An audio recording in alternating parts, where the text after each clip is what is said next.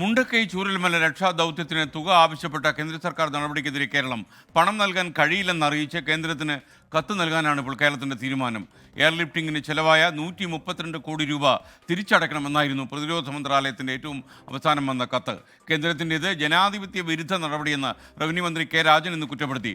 ഉപകാരം ചെയ്തില്ലെങ്കിൽ ഉപദ്രവിക്കരുതെന്ന് ഡൽഹിയിലെ കേരളത്തിൻ്റെ പ്രതിനിധി പ്രൊഫസർ കെ വി തോമസും പറഞ്ഞു.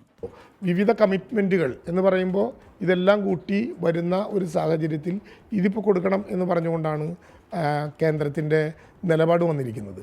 കേരളത്തിനോടുള്ള ഒരു മര്യാദഘട്ട സമീപനമാണ്, ഒരു ജനാധിപത്യ വിരുദ്ധമായിട്ടുള്ള നിലപാടാണ് യഥാർത്ഥത്തിൽ ഇപ്പോൾ ഈ ഘട്ടത്തിൽ കാണിക്കുന്നത്.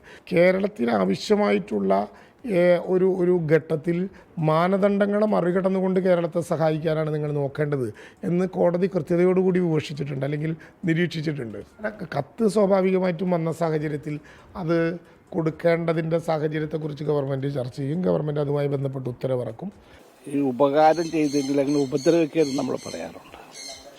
സത്യത്തിൽ കേരളത്തിൽ ജനങ്ങളോട് കാണിക്കുന്നൊരു വഞ്ചനയാണ്.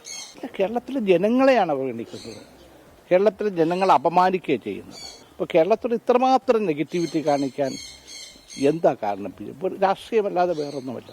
പക്ഷെ അതൊന്നും ഒരു ഫെഡറലിസത്തിന് ശരിയല്ല. സലീം മാലിക് വിവരങ്ങളുമായി ചേർന്നു. സലീം പറയൂ.